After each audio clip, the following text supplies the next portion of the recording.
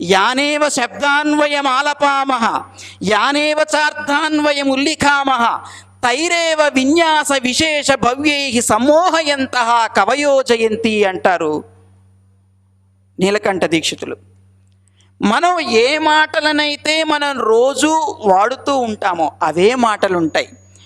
ఆ మాటలకు ఏవైతే అర్థాలు ఉంటాయో ఆ అర్థాలే ఉంటాయి బాహిరంగా.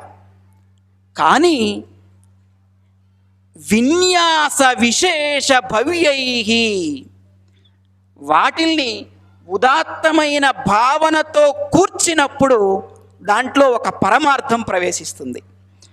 అప్పటి వరకు అర్థాలు ఉంటాయి. ఎప్పుడైతే ఒక ఆధ్యాత్మిక లేదా వైజ్ఞానిక బంధం అందులో కూడుతుందో దానికి గాఢత పెరుగుతుంది. ఆ గాఢమైన బంధాన్ని గనక మనం అర్థం చేసుకోగలిగితే